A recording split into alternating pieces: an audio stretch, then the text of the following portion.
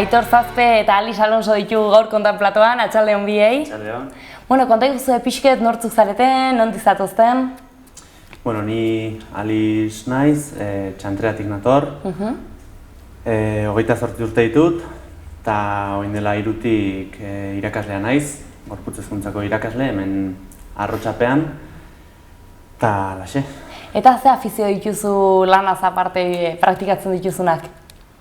Bueno, afizio ez dakit, baina auzoan egotea gustoko du, jendeakin egotea, kalean egotea batez ere, eta gero, bueno, herri kiroletan ibiltzen gara ere, eta arratsaldeak normalean horrekin bete etzen dira.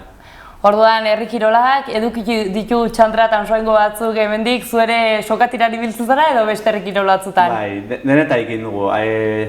Txikitan hasi ginen, froga kombinatuak egiten, eta orduan denetarik ikasi, orain sokatiran gehiago, baina, bueno, lokotxetan eta beste modalitateetan ere ibiltzen hori gara. Eta zure kasuan, Aitor, konta iguzu pixkat? Bueno, ni nator Pirineotik, Nafarroa Pirineotik, Aurizberritik nator, eta, bueno, lana egiten dut etxean, orai, aberekin, haitu esentako behiak, eta hola zen. Eta hortaz aparte, ze afizio dituzu? Bueno, pues afizioak mendia gustatzen zaitenitz, musika gustatzen zait, bertsolaritza, eta kirola orokorrean. Gehien bat erango nuke igual pilota, frontoiko zera modalidadeak, eta hori xe. Orduan zuere ibiltzen zara batetik bestara kirola direla eta medio? Hori, bai. Bueno, dakizuen bezala programa honen helburua euskaraz mintzatzeko biki dekartzea da Nafarroatik eta pixkat bakoitzak bere errealitatea kontatzea eta zuek ere hobeki xago ezagutzea. Eta hortik hasiko gara, pixkat zuei hobeki xago ezagutzen. Hortarako galdera batzuk prestatu ditut, erantzuteko prest? Erreixa dira, Lehenengoa da, ea, mendia edo itsaso nahiago duzuen? Mendia. Zergatik? Betiani gustatu izan zait mendian gehiago ibiltzea, ez dakit, segurunik izango da, mugituago delako itsasoa joan eta aspertu iten naiz, edo guzkitik salbatzeko aukera gutxiago, ez dakit.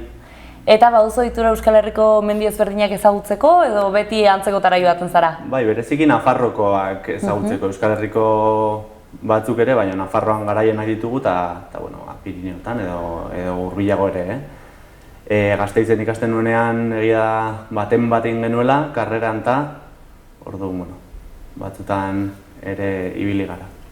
Zure kasuan, itsasoa edo mendia? Bai, itsasoa gustatzen zait, baina nahiago mendia, bai.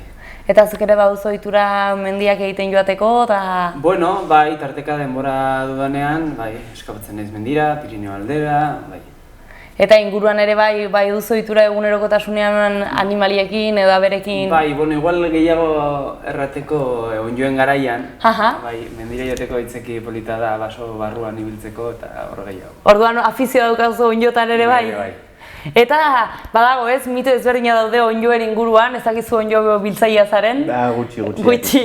Lagunak noizbait lagundu izan ditut, baina gutxitan. Kasu hortan, erakutsi izan dizute xokoak edo zu bilatu dituzu? Bueno, nik uste nik bilatu ditudala, txikitatik igual aitarekin joan eta gero ni bakarrik ja 14 urterekin edo mendira joten nintzen eta aurkitu gutxinaka. Hasi zinen ez hortxe, eta saldu egite dituzu edo zuretako, etxerako? Etxerako. Bai, horre goten da ere bai batzu. Ez dut ere hain hartzen, hartzen ditudanak, bueno, izaten dira gutxi batzuk, igual oparitu baten bat eta abertzak etxerako bere, ez naiz. Hola, ondjo pila bat hartzekoa, baina gustatzen zait pila bat, bai. Afizio bolita. Eta urtaro bat aukeratzekotan zein aukeratuko zenuten? Hombre, uda. Uda zalia zara? Irakasle izan da gainera, urte askotan lan egitea tokatu izan zait, baina bain ja uztaia eta guztua beti jai, osea, uda dudarik gabe lasaiago ibiltzeko eta... Plan gehiago ere kuadrian eta ateratzen dira? Bai, plan gehiago eta mugitu eta ez dakit, behintzat nahi duzuna egiteko. Askatasun hori ez? Zure kasuan badagoela urtaroren bat? Bueno, urtaro guztiak gustatzen zaizkit, baina igual, bat nabarmentzekotan igual udazkena errango nuke.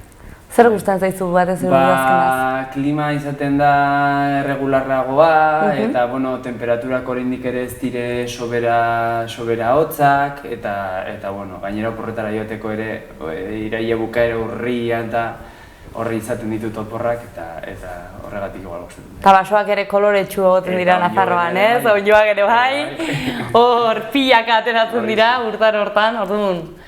Aipatu duzue, bidaiatzeko edo planak egiteko urtaroa proposa dela, bidai zaleak zarete, gustatzen zaizue bidaiatzea? Bai. Badago bidaiaren bat hor burutan duzuna? Bai, abuztuan Afrikara joango gara, printzipioz 2 lagun, igual 3. bat animatukoa, Ganara. Eta zergatik Gana, ez dakit, segurenik Afrika beltza bisitatu nahi genuelako, gugandik urrunen edo dagoen errealitatea dela esango nuke, eta ez dakit, bestelako bizimoduriek ezagutzeko. Ez nago ados, turismoaren zentzuarekin eta megaturistifikazio honekin, baina, kontra esan moduan onartzen dut. Eta gustatzen zaizu beste herrialdetara, lehenago ere bidaiatu zu beste herrialdetara? Bai,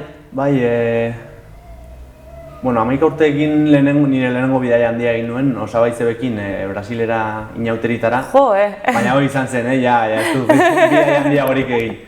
Eta gero beste Europatik pixkatxo bat mugitu, hemendikara mitiko herrialde edo hiriburu mitikotara, eta hau izango da hola bigarren bidai potente bat. Orduan gogotsu ez, Afrika sakon hori ezagutzeko ez? Dudari gabe. Askotan telebista bakarrik ikusten dugun Afrika da, baina interesgarri izango da hango kultura eta ezagutzia. Bai, ala espero dugu. Zure kasuan gustatzen zaizu? Bai, gustatzen zait, etxetik ateratzea eta ikusi bereziki gauza desberdinak eta ikastea kanpoko gauzekin eta ikustea nola bizitzen duten beste tokietan. Igual ez dut hain bidaiatu, Europan zertxo bat, ikasbidaiak direla eta azkeneko 3 urtetan bai izan ditut 2 bidaiola pixkat handiak, egon ginela Ekuador eta Perun, eta azkenekoa Vietnamen. Eta nolako esperientzia izan zen azken hau? Izan zen oso polita. Zenta, egia da ez zela turismo hutsa egiten genuena, zenta bertze bikote batekin joaten ginen, aur bat ekarri bartzutela. Eta orduan joan ginen pixka bat adopzioaren tramiteak egin. Eta adopzioaren tramiteak egin, gure kabuz ibili ginena, ezagutu genuen herrialdea eta... Bereixia ez, gainera helburu horrekin joan eta aldatzen da bidaiaren perspektiba ere bai ez? Orduan, polita. Zu herrian bizitara, herri txikitxo batean errango dugu, bai? Eta zu txantarean pixkat errango duguna Iruñaren auzoetako bat dela, badauka herri izaera puntu bat, baina hiria izaten jarraitzen du. Aukeran, herria edo hiria nahiago? Ez dakit, seguruenik bizitzen momentuaren arabera. Momentu honetan hiria, dudari gabe, hemen nago eta guztua nago eta bere alde onak ditu, baina zikloak edo izango dira, ikuste dut ere azkeneko urtetako bizimodua gurpilo horretan sartuta eta erdinekatzen hasian hauela, orduan aldaketaren bat egin beharko dut hemendik urte batzutara, ez dakit herri txiki batera izango den, o besterik gabe lana bilatu hiritik kanpo edo ikusiko dugu, baina bai, segun eta noiz, eta segun eta eguna ere, igual gaur harrapatu nauzu gitarrago eta... Aldatzen da, zure kasuan? Ni ez naiz bizi inoiz hiria nola denbora luzez, eta ez dut inolako zalantzarik herriarekin geldituko nintzela, baloratzen dudalako pila bat lasaitasuna, eta kominen artean mugimendu eza edo etortzen nahi zinean Iruñera, egia da etortzen nahi zela egon gutxitan, baina bakarrik mugimendua eta hori ikusita, erraten dut, hau ez da niretako herrian bizi naiz oso gustora, eta suposatzen dut irikoa ere biziko dela oso gustora hemen, baina niretako herria. Eta zure kasuan, Auzperrin, ze bizi erritmo dago herrian, hau da, badago tabernarik, ze realitate bizi duzue? Bai, badaude bi taberna, kanpina ere bai, baina hola jendea elkartzen dena gehiago izaten da taberna batean. Eta bueno, ere egia da zonaldeko herririk handienetariko bat dela, orduan badaude aktibidade ekintza hainitz hor. Adibidez, yoga, pilates eta holakoak. Orduan, bueno, graziosa da, baina lagun batek erraten du Ausperreko jendea batzen dela ados beti norbait kalean egoteko. Ze igual inguruko herrietan, igual pasatuzkero, igual zenbait ordutan, ez dago inor, baina Ausperrin beti errapatzen dutela norbait kalean, txantxa bezala. Orduan pixkatxo bat mugimendua dago ez hainiz, baina... Zenbat biztanle ditu Ausperri? Pues izango ditu orei berean 270 inguru olako zerbait. Eta eskola eta badauka? Bai, badu eskola, lehen hezkuntza, hezkuntza eta lehen hezkuntza, eta hori. Eta gero institutora Iruñara etortzen zarete edo zein izaten da dinamika? Gero DBH Garraldan, bai, hori izaten da gure Baiara erdia gehi aezkoa Luzaide eta Uritz. DBH eta gero ja jarraitzen duen ikasten Iruñan edo tokatzen den tokian. Orduan ikuste duzu mugimendu hori ere, baina bueno, azkenean eskola egoteak ere ekarriko du, ez? Herrian bisitasun pixkat. Bai, ekartzen du, bai. Aurrak ikustea herri batean beti ere pozgarria. Bizitasun hori ematen du, ezta? Ezakit irakurzaleak zareten, gustatzen zaizuen euskal kultura edo literatura oberrantak konsumitzea? Bai, egia danik ez dudala, nerabetan nintzenean ez nuen asko irakurtzen, eta igual, novela famatuenak eta gehienak erdaraz Harry Potter eta horiek. Eta institutoan irakurtzea behartzen ziguten horiek. Eta azken bolan, egia esan gehiago, kontzientzia hartze prozesu bat izango da edo, eta gehiago irakurtzen nahi naiz. Eta badago libururen bat azken aldian irakurri duzuna eta gustatu zizuna berezeki edo aipatu nahiko zenuna? Egia da azken bolan gehiago artikuluak irakurri ditu dela. Orain daukat Txillardegiren, hain dela gutxi atea zuten liburua zabalik, baina hasi berri eta ezin dut asko kontatu liburuari buruz. Baina egia da artikuluak irakurtze ditu dela, ez dakit, arinago egunerokoan aria jarraitzea beharrezkoa ez denez, iriko bizimoduentzako errazagoa da. Eta gustatzen zaizu zientziari lotutako artikuluak irakurtzea, lanari lotutakoak, hau da, pixka kirolari lotutakoak? Bai, denetarik, pixka bat, ez dakit, jendeak bidaltze dizkit edo saltxeatzen ere argian eta berrian eta bar, iritzi artikuluak, pixka bat, kulturilla general esaten dela, ez? Total, bai, hori da. Informatuta egotia. Zure kasuan irakurtzailea zara? Irakurtzea gustatzen zait, baina itzaki bezala errango dut ez dudala denbora hau hartzen, orduan oso liburu gutxi irakurtzen ditut, baina ia da irakurtzen ditudanak irakurtzen ditut oso gustora. Eta baduzu baten bat burutan nola bereziki gustatu zaizuna? Hori ez dakit. Zara aldera erresa, Ez dakit, ez nuke jakinen erraten. Baina normalean nobelak irakurtzen dituzu edo? Gustatzen zait biografiak batzutan edo gai konkretu bateri buruzko, nola erraten da euskeratzen saio delakoa, bai? Hori gustatzen zaizki. Eta egia da prensa eta hori bai irakurtzen dudala egunero eta... Bai, zu ere informatua egotean aldekoa zara, ez? Pixka gutxienez minimo bat, ez? Bai, minimo bat, bai. Izateko behintzat iritzi bat, bai. Beharrezko izaten da. Aipatu duzule musika munduan ibiltzen zarela, ezagin musikaria zaren edo musika kontsumitzailea? Musikari, badakitzara eta sartzen, ez? Zer jotze duzu, ze instrumentu da zurea? Ale? Bai. Eta hori lehen talde batean jotzen nuen, eta, orai urtean behin egiten da herrian musikaren eguna delakoa, kantaldi bat egiten da herriko jendearekin, musikariek prestatzen ditugu abesti batzuk eta hortan partatzen dut. Eta euskal musikagintzan baduzue talderen bat bereziki gustuko duzuena, kantautoreren bat maite duzuena? Nik orain lehendabiziko etortzen zaidana eta ranbarra dut oso berandu deskubritu nuela da Mikel Laboa. Bai, hasiera batean, batzen gauza bat, niretako zen zaharren bezala, bertsolaritza bezala ez, zaharren kontu bat eta ostras, nintzenen pixka deskubritzen, Laboa, txundituta utzi zian eta gaur egun ere haitzen dut arteka. Orduan gustatzen zaizu bere kanta ezagunenak edo gustatzen zaizu ere bai, hola edukizuen garai bat gauz berriak probatzen zituena eta Bai, errango nuke denak, bai. Erakargarri egiten zaizu bere prozesu guztietan. Bai.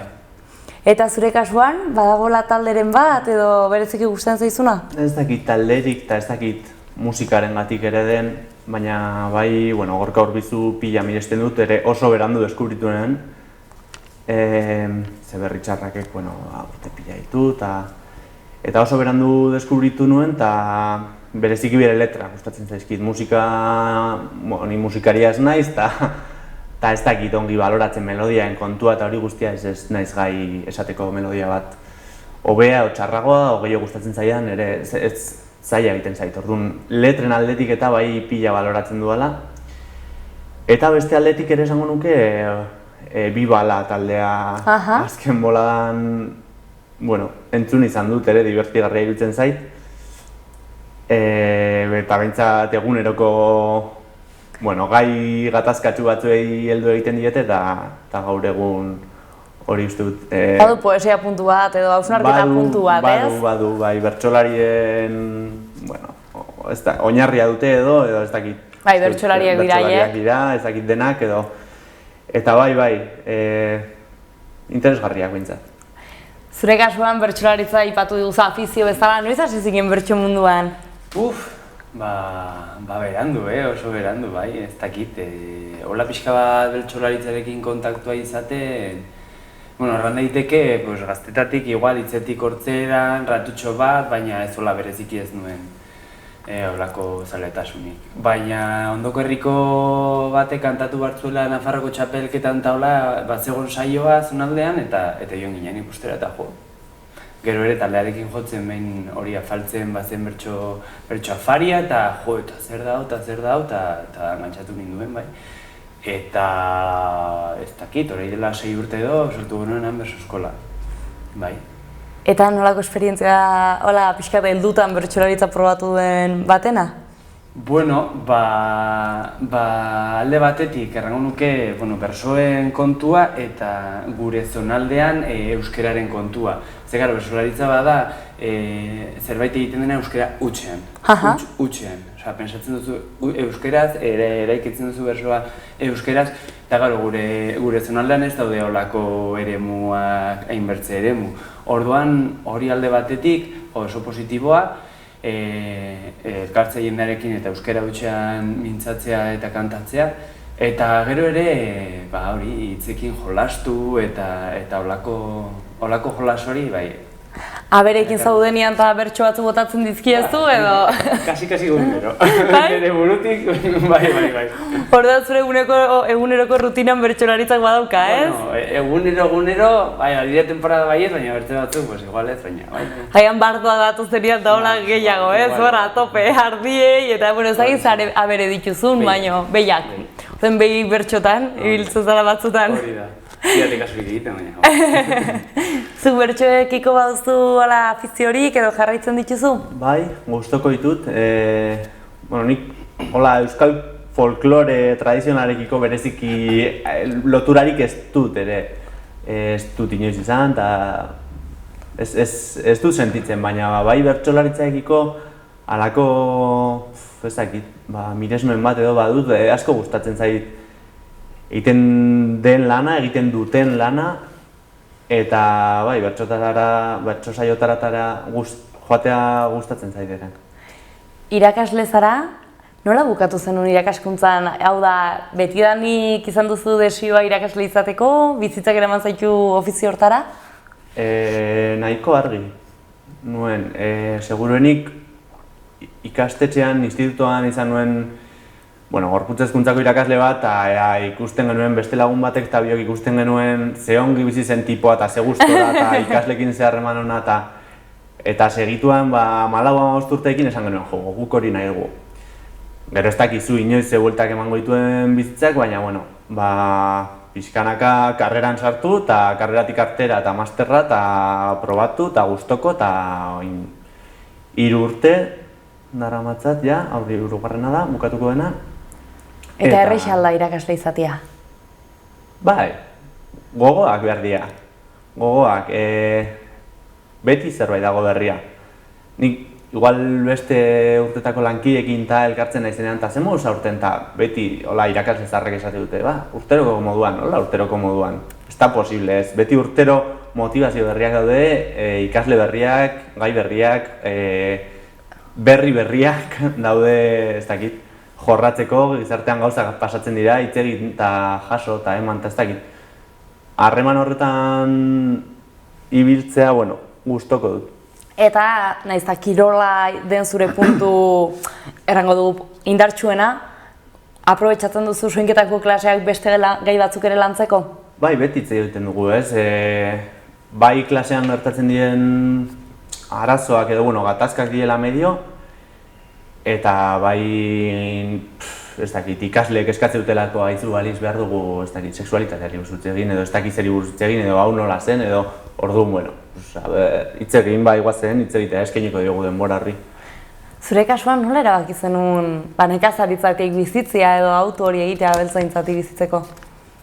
Izan da hori gutxi, izan da azkeneko bi hiru hilabeteko erabakia. Nik argi banuen zonaldean bizi nahi nuela, eta lan egiteko aukera eskasak dira. Industriarik ez dugu, eta bada iaia aukera turismoan, eta ez hainitz, eta hori bertzea litzake lehen sektorean. Eta, eta nahia esnetako behiak zituztenez, proposatu nien, hori. Gazta egiten hasiko zineten? Hori da, horixe, eta jogurrak eta hola, eta modu hortan, enpresa bideratu, eta horixe izan zen, bai. Eta gogotxu zaude, ikusten duzu etorkizuna proiektuari? Bai, kriston gogoa, azkenean da familiko enpresa bat, eta hasi zikloa eta bukatu, beti ere politagoa da. Horei arte esnea egiten dugu eta kamioiak eramaten du, orduan horei... Bertze fase bat, ez? Horixe. Azkenean, halako lanek, ez, nekazaritza bezalakoak ere badute ordutegi falta bat edo beti lanean esaten da zaize punturaino egia ote dene, baino... Bai, eske hori egia da.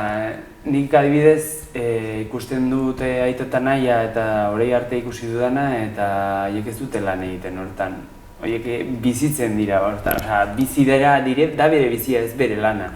Orduan, badenean zerbait zure bizitza eta ez zure lana diferentea da. Aldatzen da, ez? Horixe. Hala ere ikustu zure burua prozesu hortan edo... Bai, igual ez dute aita eta nahia bezalako afizio hori, egia da, baina gustatzen zait animalekin eta zera, bai. Kontaktua. Bai, horixe. Txandrean bizi zara, lan Iruñako inguruan lan egiten duzu, okerrez banago. Nola ikusten duzu euskara zure inguruan?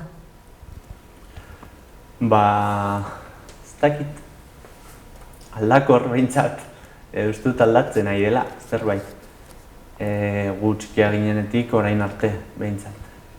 Aurrera pausu batzuk ematen nahi dira, eta beste atzera pausu batzuk esango nuke. Adibidez, ez dakit, nik segituan entzuten da, gehien entzuten da Iruñan kalean, euskara esango nuke. Behintzat Aldezarrean eta Txantrean eta eskolara ja ereduan joan ziren horiek gaur egun guraso dira, asko guraso dira eta ja bere aurrei euskaraz egiten diete, saiatu, batzuk behintzat eta gehiago entzuten da. Baina lagunen artean eta ez dakit ez nago oso ziur. Aurrera goazen bai batzutan bai, baina ez da zerbait orokortzen ari dena uste. Kosta egiten ari da, ez? Hau da, hizkuntza kontrolatzen dugu, geroz eta gehiago, geroz eta euskaldun gehiago daude, baina euskara praktikan jartzen dutenak ez dira inbeste? Ohitura gehiago dago erderara jotzeko? Bai, garai batean euskara eremu pribatuko zerbait zen eta publikoaren babes eskasa zeukan, eta orain igual justo kontrako logika da, ez? Ofizialki eta ikasleekin adibidez inkluso, ez? Bai, haiek euskaraz egiten didate, edo nik haiei euskaraz. udaletxean gutxi gora bera har zaitzakete euskaraz, eta ez dakit leku ofizialetan edo inkluso konfiantza handirik ez duzun horiekin euskaraz egiten dugu, eta gero hurbileko jendearekin gutxiago egiten dugula esango nuke. Zure kasuan nola ikusten duzu? Zein da zuen herriko errealitatea? Bueno, gero ez da jende gehiago daki, euskalduna da, baina ez du erabiltzen horren bertze. Zuek zonalde mistokoak zarete, ez da? Bai, erranen nuke 55 urtetik gorako euskaldunak edo euskaldundu direnak, hoiek bai, egin dute autua, egin zuten bere garaian eta erabiltzen dute alduten guztietan, baina gero, adibidez nire generazioan eta belaunaldien eta gazteagoak, adibidez nire lagunekin, nire kuadrillakoekin, euskaraz egiteko autu hartu genuen 17 urterekin, baina ikusten dugu ondokoak ez dutela, ondoko kuadrillek erderaz funtzionatzen dutela. Guk haiekin euskeraz, haien artean erderaz, oso bitxia da, egon demagun hiruek hemen, gu bi kuadrilla berdinekoak eta zu bertze batekoa. Zuk gurekin euskaraz, eta gu gure artean erdaraz eta elkarrizketa berdinean, eta hori pasatzen da. Eta nik ez dakit zein den egingo nuken irakurketa, ez dakit den konplexua, ez dakit bai, denek euskaraz ikasi dugu eskolan, etxetan ez dugu ikasi gurasoek luzen euskara urte horietan, eta ez dakit den segurtasun falta bat eta hortaz dator konplexua, edo den zera ohitura aldatzeko horrek horma hori sobera altua den, edo ez dakit, edo jendea benetan ez dagoela presa egiteko esfortzu, ez dakit. Zailtasuna, nik uste ere, nik zailtasunak ditut euskaraz arin eta aixe eta ulergarri egiteko, eta esan nahi dudan hori zehatz esateko eta umorea egiteko, eta zailtasunak ditut ez Iruñan bizi naiz, egunero erdaraz entzuten dut askoz gehiago, euskaraz baino, eta nire inguruan hori ikusten dut pixka bat, jendeak igual nahi bai, baina gaitasun falta, eta azkenean, alferra gara, ez dakit izatez edo ez hitzez, eta... Agian euskara nola erran, pixka bat formal bat ikasi duzue, ez da zure kasuan batez ere, eta informal hori lortzea zaila da ez duzulako erreferenterik eduki? Bai. Hortik doa? Bai, guk ere etxean erranduan bezala lehen gazteleraz ikasi dugu. Zure etxean ere erderaz? Bai. Gurasoak ez dakite, eta dinoietako jendea ez daki. Baina gero estentzarenan pixka bat euskal munduan igual gehiago mugitzen eta gehiago erabiltzen eta hola. Eta hartzen duzu nolabaiteko jariotasuna eta egia da hasieran kostatzen duela bai umorea eta dena egitea, baina gutxinaka barneratzen dituzu gauzak eta euskara zurea egiten duzu. Bai, gauza bat da zurea izan eta bertza da zurea sentitu, ez? Zurea sentitu eta ateratzen zaizula. Bada, hola etxeetan, erderaz ikasi dugunak eta euskaraz eskolan, beti ere pentsatu gazteleraz euskaraz egiteko. Zure kasua ere berdina da? Eta behin erabilita hainitz, llegatzen da puntu batean ja zuzenen euskaraz pentsatzen duzuna. Eta nik errango nuke, hor da euskara zurea eta ez dutzuna konplexurik sentitzen erabiltzeko. Ez nago ziur hizkuntza batean pentsatzen dugunik ere. Ez dakit, zenbait gauza bai, solteak igual eta bai datozela hizkuntza jakin batean eta orduan buelta eman behar diogu edo, baina berez pentsamendua bera eta erantzuteko gaitasuna eta ideiak eta ez dakit hizkuntza batean datozen. Nik arazoa argi daukat, niretzat baliabideak dira, baliabide falta hori, lehen esaten zenuen gurasoek ere ez dakit, ulertu egiten dute, baina ez dakite eta oso gutxi jaso dugu eremu informalean. Eta etorkizunera begira nola ikustu duzuen Nafarroan euskara? Galdera polita, Gero ez da jende gehiago badaki, dakitenen kopuru handi batek gero ez da gehiago baloratzen du. Eta, bueno, nik pentsatzen dut, geroz eta guraso euskaldun gehiago egotean aldaketa erresagoa da. Sortzen duzunean zure seme-alabekin horlako, bueno... Harremana, ez? Harremana euskeraz gero erresago da. Baliabideak edukitzea eta lagunen artean egiteko eta ezin. Bai, nik ez dut argi, etorkizuna zein den, baina bai uste dut bidea beharko lukela, bueno, beste gabe gure artean egin, eske ez da, betikoa esatea da, baina hala da. Eta ez eskatu eta ez Nafar gobernuari eta bai, eskatu behar zaizkio zenbait gauza, baina ez da hor ez dago arazoa.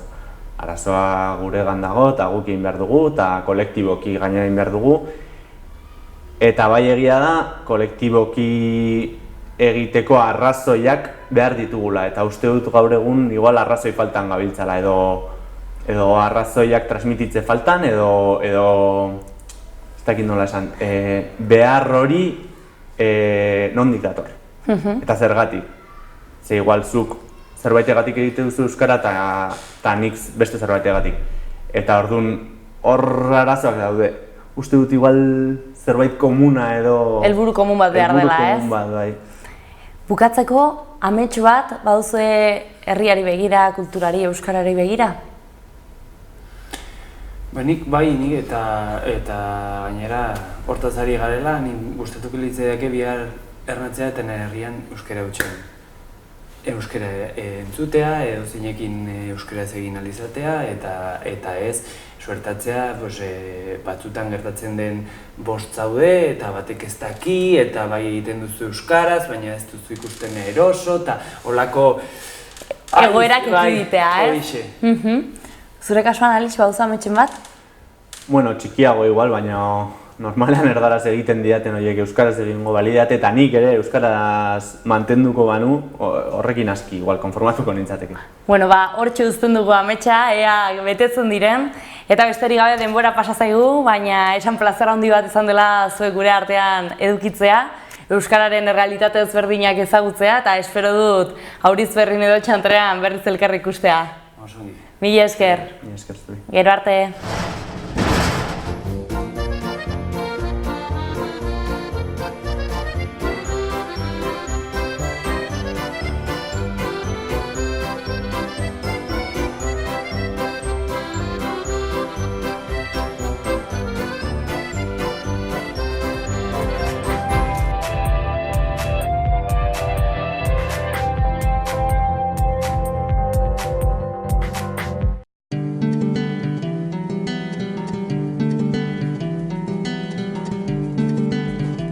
Saio hau Nafarroako Gobernuak diruz lagundu du.